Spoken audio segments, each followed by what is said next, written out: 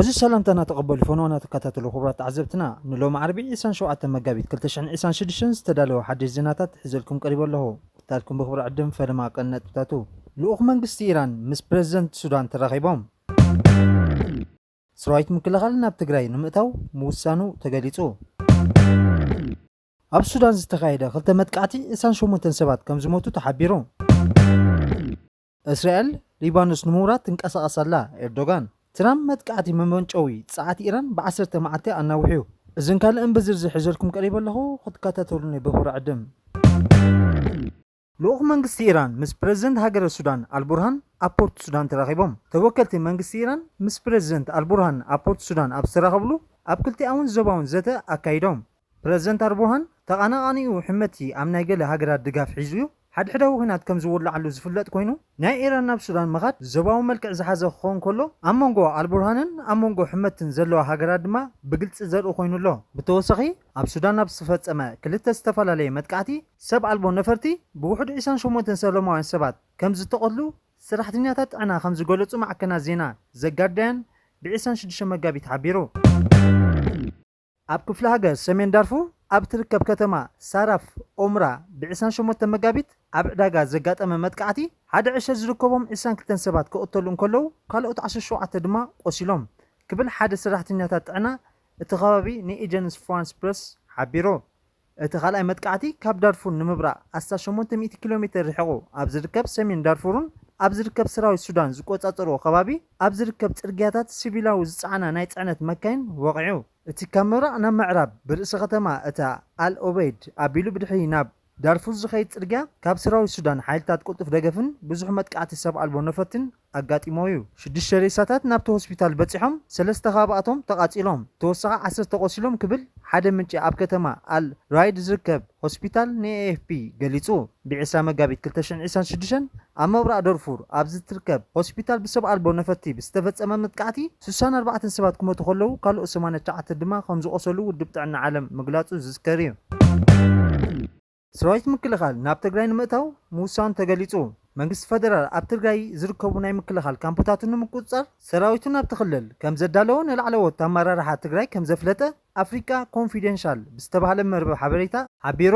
እቲ ጸብጻብ ከም ዝሕብሮ መንግስቲ ፌደራል ብዝሒ ዘለዎ ሓይሉ ከበድቲ መሳርያታትን ናብ ትግራይ ዘጸግዓሉ እዋን እዩ። እሱጉምቲ እዚ ብወገን ጀነራል ጻድቃን ገብረትንስኤ ንህወሓት ብሓፂር ግዜ ብውሑድ ክሳራን ምእላይ ይከኣል እዩ ብዝብል ገምጋም ቀሪቡ ከም ዘሎ እቲ ጸብጻብ ወሲኹ ገሊጹ ኣሎ። ዝሓድሽ ወታደራዊ ምንቅስቓስ ነቲ ኣብ ቀርኒ ኣፍሪቃ ዘሎ ፖለቲካዊ ትንኮሳ ዝያዳ ከድንድዶ ከም ዝኽእል ስግኣት ይለዓሉ ኣለዉ። ክሳብ ሕጂ ካብ ሕገ መንግስታዊ ምምሕዳር ትግራይ ይኹን ካብ ፌደራል መንግስቲ ዝተዋህበ ወግዓዊ መግለፂ ግን የለን። ጀዋር መሓመድ ትማሊ ኣብ ገጻት ፌስቡክ ኣብ ዘርግሖ ጽሑፍ ኣብ ምዕራባዊ ዶባት ኢትዮጵያ ከቢድ ውግእ ተኸፊቱ ኣሎ። እቲ ውግእ ልፍንታዊ ሓይልታት ምክልኻል ኢትዮጵያን ሓይሊ ቁልጡፍ ምላሽን ከምኡ ድማ ምንቅስቓስ ሓርነት ህዝቢ ሰሜን ሱዳንን ኣጠምስ ሰራዊት ሱዳን ሳፍ ከቢድ ውግእ ክካየድ ጸኒሑ እዩ። እቲ ውግእ ኣብ ዝሓለፈ 3 መዓልታት ቀጻሊ ኮይኑ ምድርን ኣየር እውን ተወሲኽዎ ኣሎ። ኣብዚ ውግእ እዚ ጥምረት ኤንዲኤፍ አርኤስኤፍ ስፓልምኤን ንደባዊ ከተማ ኩምሩክ ተቋጻጺሩ ኣሎ። ሰራዊት ሱዳን ዶብ ኢትዮጵያ ሰጊሩ ኣብ ማዓስከራት አርኤስኤፍ ናይ ኣየር ቦምባታት ኣካይዱ ኣሎ ክብል ኣብ ጽሑፉ ገሊጹ። ቀዳማይ ሚኒስትር ኢትዮጵያ አብ ኣሕመድ ምስ ቃና ቴሌቪዥን ኣብ ዝነበሮ ቃለ መጠይቕ ብሰልፊ ኢዶም ከም ዝህቡ ክንገብሮም ኢና ክብል ኣጠንቂቑ። ንሕና ኣብ ዘይንቕነቕ ከውሒ ኢና ተመስሪትና ዘለና ዝኾነ ይኹን ሰብ ከም ቃሕትኡ ይውረድ ይደይብ ብዘይገድስ ክንቕነቕ ኣይክእልን እዩ ክብል ንተቃወምቲ መልእኽቱ ሰዲዱ። ኣብ ውሽጢ ይኹን ኣብ ደገ ዘለዉ ተቃወምቲ ኣብ ዝቕፅሉ 2 ወይ 3 ዓመታት ብሰልፊ ኢዶም ክህቡና እዮም ክብል ገሊጹ። ብዘይጥርጥር ብሰልፊ ኢዶም ክህቡና እዮም ዝበሃሉ ተቃወምቲ ምስ መንግስቲ ዝዕረቑ የቕሬታ ከም ዝሓቱ ጥራይ ክኸውን ኢሉ ናይ ውሽጢ ሃገር ተቃወምቲ ምስ ግዜ ኩሉ ነገር ተረዲዎም ብሰልፊ ኢዶም ክህቡ እዮም ዝበለ ኮይኑ ተቃወምቲ ዲያስፖራ እውን የቕሬታ ሓቲቶም ክምለሱ እዮም ክብል ገሊጹ።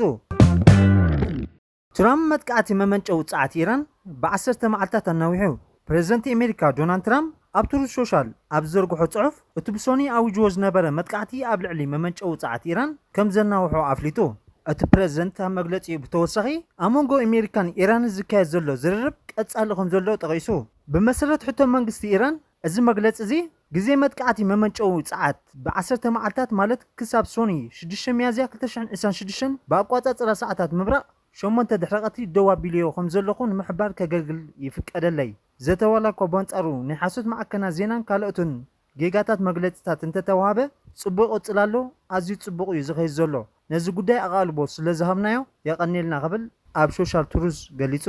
ብተወሳኺ ፕሬዚደንት ዶናልድ ትራምፕ 10,000 ተወሳኺ ኣጋር ሰራዊት ናብ ማእከላይ ምብራቕ ንምልኣኽ ይሓስብ ከም ዘሎ ስትሪት ጆርናል ሓቢሩ እዚ ክግበር ዝኽእል ወፍሪ ወታደራዊ ንትራምፕ ምስ ቴህራን ዝግበር ዝርርብ ሰላም እናመዘነ ዝያዳ ወታደራዊ ኣማራፂታት ንምሃብ ምዃኑ እቲ ሓበሬታ ኣተሓሒዙ የረድእ እቲ ሓይሊ ኣጋር ሰራዊትን ድሩዓት ማካይንን ዘጠቓለለ ክኸውን ከም ዝኽእልን ኣብ ልዕሊ እቶም ድሮን ኣብቲ ዞባ ተዋፊሮም ዘለዉ 5,000 ኣባላት ሓይሊ ባሕሪ ኣሜሪካ ምዃኑ እቲ ዎርድ ስትሪት ይሕብር ሰራዊት ብልክዕ ዓበይ ከም ዝዋፈርን ግን ንጹር ኣይኮነን ቢቢሲ ርእይቶ ንምርካብ ምስ ዋይት ሃውስን ፔንታጎንን ተወኪሱሎ ዛጊድ ግን ምላሽ ኣይረኸበን ብተወሳኺ ኣብ እዋን ምምሕዳር ባይደን ፍሉይ ልኡኽ ኣሜሪካ ኣብ ኢራን ዝነበሮ ሮበርት ማሊ ንውሳነ ምንዋሕ ግዜ መጥቃዕቲ ትራምፕ ኣመልኪቱ ንቢቢሲ ንውሳብ ዝሃቦ ቃል እቲ ትራምፕ ዝወሰዶ ውሳነ ዝርርብ ይካየድ ኣሎ ማለት ከም ዘየመልክት ገሊጹ ማሊ ፕሬዚደንት ትራምፕ ንመመንጨዊ ጻዕቲ ኢራን ንምውቃዕ ዝሃቦ ናይ 10 መዓልቲ ገደብ ግዜ እቲ ግዜ ቅድሚ መወድኡ ምድራዊ ወራር ኣእዝዝም ማለት ኣይኮነን ይብል እቲ በዓል ስልጣን ነበር ወሲኹ ትራምፕ ነቲ ንምንዋሕ ግዜ ኣብ ዝርርብ ብዝረኽቦ ምዕባለ ምኹኑ እዩ ብምባል ዝርርብ ይካየድ ኣሎ ማለት ኣይኮነን ብምባል ንዘይተጨባጥነትን ዘይተገማትን እቲ ምምሕዳር ኣሚቱ ፔንታጎን ኣብዚ ሰሙን ተወሳኺ ኣጋር ሰራዊት ናብቲ ዞባ ኣዋፊሩ ኣብ ተመሳሳሊ እዋን ድማ ኣሜሪካን ኢራን 15 ነጥብታት ዝሓዘ ውጥን ሰላም ከም ዘቕረበት ገሊጻ እቲ ዝያዳ ተኽእሎ ዘለዎ ውፅኢት ኣብ መንጎ ኣሜሪካን ኢራን ዝካየድ ዓብቢ ስምምዕ ዘይኮነስ ትራምፕ ከም ዝተዓወተ ዕላምኡ ከም ዝረኸበን ምስ ዝውስን እዩ ብፖለቲካዊ ቁጠባውን መዳይ ድማ ክሳቐዩ ይብል ኣየር ወለድ ኣሜሪካ ኣብ መሬት ወሪዶም ክዋግኡ ይዳለዉ ኣሜሪካ ኣብ ልዕሊ ኢራን ተወሰኽቲ ወታደራዊ ስጉምቲ ኣብ ትወስዶ ዘላ እዋን ኣስታት 2,000 ኣባላት ኣየር ወለድ ሰራዊት ካብ ክፍለ ሰራዊት 82 ሓይሊ ኣየር ናብ ወሽመጥ ዓረብ ተዋፊሮም ከም ዘለዉ ጸብጸባት ዘቴሌግራም ይሕብር እቲ ምውፋር እቲ ኣሜሪካ እስራኤልን ብ28 ለካቲት ዝጀመረኦ መጥቃዕቲ ኣየር ስዒቡ ዝቕፅል ዘሎ ወጥኢ ዝወስድ ዘሎ ስጉምቲ ኮይኑ ንዋሽንተን ብዙሕ ወታደራዊ ኣማራፂታት ንምሃብ ዝዓለመ እዩ እቶም ኣብ ውሽጢ 24 ሰዓታት ክዋፈሩ ከም ዝኾኑ ዝንገረሎም ኣየር ወለድ ሰራዊት ከም ማዕርፎ ነፈርቲ ወደባትን ኣገደስቲ ዝኾኑ መሓውራት መሰረተ ልምዓትን ዝኣመሰሉ ስትራቴጂካዊ ቦታታት ክቆፃፀሩን ወይ ድማ ኣብ ተጻባኢ ሃዋህው ልዑል ሓደጋ ዘለዎ ወራር ከካይዱ ዕማም ከም ዝተዋሃቦም ከም ዝኽእል ይግለጽ ወታደራዊ ተንተንቲ እዚ ኣብ መሬት ዝግበር ተሳትፎ ኪኖ ስርሒት ኣየር ኣብቲ ግጭት ርኡይ ለውጢ ከምፅእ ቀጣዊ ምግጣም ከስዕብ ከም ዝኽእልን ይሕብሩ እስራኤል ኣብ ባሕሪ ካስፒያን ንሩስያን ኢራንን ዘራኸብ ቁልፊ መስመር ቀረባ ኣፅዋራት ከም ዝሃረመት ይግለጽ እቲ መጥቃዕቲ ኣብ ጥቓቲ ኣብ መንጎ ክልቲአን ሃገራት ተተኮስቲ ሰብ ኣልቦ ነፈርትን ምዕቡላት ኣፅዋራትን ንምስጋር ዝጥቀመሉ ማእከል ወደባት ባንዳር ኣንዛሊ ኢራን ዕላማ ዝገበረ ትሕተ ቅርፂ ሓይሊ ባሕሪ እዩ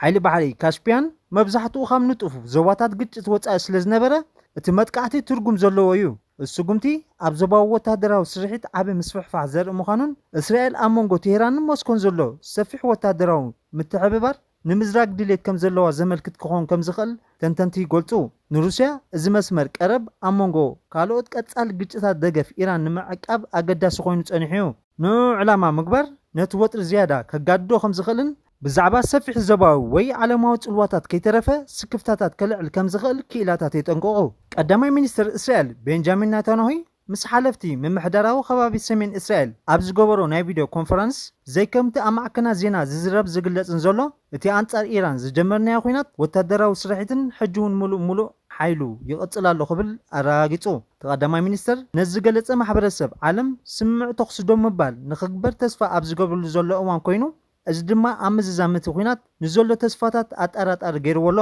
ተቀዳማይ ሚኒስተር ኣብ ሰሜናዊ እስራኤል ካብ ህዝቡላህ መጥቃዕቲ ክፍጸም ዝጸንሐ ስግኣት ሕጂ ሙሉእ ተኣልዩሎ ክብል ገሊጹ ይኹን እምበር ነቲ ብህዝቡላህ ዝተተኮሰ ጸረ ታንክታት ሚሳይላትን ዝያዳ ንምርሓቕ ነቲ ኣብ ደቡባዊ ሊባኖስ ዝርከብ ውሑዝ ዞባ የስፍሕ ከም ዘለዉ ገሊጹ ሕጂውን ቀንዲ ትኩረት ሰራዊቱ ሙሉእ ንምጥፋእ ህዝቡላህ ምዃኑ ዝገለጸ ናታናሆይ ህሉብ ኩነታት ጸጥታ ሊባኖስ ብመሰረቱ ንምቕያር ዝኾነ ስጉምቲ ንኽወስድ ቆሪጽና ኣለና ክብል ቃል ኣትዩ ብተወሳኺ እስራኤል ኣብ ጎረቤት ሃገር ሶርያ ንዝርከቡ ኣባላት ማሕበረሰብ ድሩስ ንምሕላፍ ዘለዋ ተዋፋይነት ድልዱል ምዃኑ ድማ ኣስሚሩሎ ፕሬዚደንት ኤርዶጋን እስራኤል ሊባኖስ ንምውራር ትንቀሳቐሳላ ክብል ገሊጹ ፕሬዚደንት ቱርክ ረጂብ ጣይብ ኤርዶጋን እስራኤል ኣብ ልዕሊ ሊባኖስ ጀመረቶ መጥቃዕቲ ነቲ ሃገር ሙሉእ ናይ ምቁጽጻር ከምርሕ ከም ዝኽእል ብምሕባር ንዓለም ለኻዊ ማሕበረሰብ ህጹጽ ጻውዒት ኣቕሪቡ ፕሬዚደንት ኤርዶጋን ከም ዝገለጾ እስራኤል ኣብ ልዕሊ ጋዛ ዝፈጸመቶ ግፍዒ ሕጂ ድማ ናብ ሊባኖስ ተስፋሕፍሖላ ዝቕጽል ዕላማ እስራኤል ንሊባኖስ ምቁጽጻር እዩ ክብል ስጋኣቱ ገሊጹ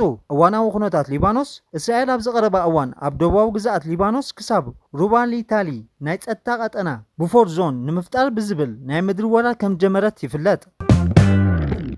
ኢራን ናብ ብዙሓት ከተማታት እስራኤል ብዝፈጸመቶ መጥቃዕቲ 149 ሰባት ቆሲሎም ብመሰረት ጸብጸባት ሚኒስትሪ ጥዕና እስራኤል ኢራን ኣብ ተል አቢብ ካሪፍ ቃሲምን ሃይፋን ቴብ ኣክቲቫን ሓዊሱ ኣብ ሓያሎ ከተማታት እስራኤል ኣብ ውሽጢ 24 ሰዓታት ብዝፈጸመቶ መጥቃዕቲ ብውሕዱ 149 ሰባት ከም ዝቆሰሉ ኣረጋጊጹ። እዚ መጥቃዕትታት ኣብ መንጎ ኢራንን እስራኤልን ቀጻሊ ምብራኽ ኣብ ዝረኣየሉ ዘሎ እዋን ዝተፈጸመ ኮይኑ ናብ ሰፊሕ ዞባዊ ግጭት ከይዓርግ ተሰጊኡ ኣሎ። እስራኤል ምስ ኣሜሪካ ኮይና ኣብ ልዕሊ ኢራን መጥቃዕቲ ካብ ትጅምር ናፃ ማዕከናት ዜና ስለ ዘይተፍቅድ ቪድዮ ክቕረጽ ስእሊ ምስኣል ዕቱብ ቁፅፅር ስለ ዝግበር እቲ ዝወርድ ዕንወት ክሳራን ንምግማቱ ከም ዘጸግም ዝተፈላለዩ ተንተንቲ የገንዝቡ። ኢራን ኣብ ቀይሕ ባሕሪ ሓድሽ ግንባር ክትከፍት ከም ትኽእል ኣጠንቂቓ። እዚ ድማ ሓይልታት ኣሜሪካ ኣንጻር መሬት ኢራን እናተጓዓዙ ኣብ መጻቦ ባብኤል መንደብ ዝኣመሰሉ ወሰንቲ መስመራት ባሕሪ ሓደጋታት ከጋጥም ከም ዝኽእሉ ዘመልክት እዩ። ቴህራን ኣብቲ ወሳንን ማዕከልን ጸዓት ዝኾነ ደሴት ካሪግ ንዝፍጠር ምግጣምን ንምድላው ብምውሳኽ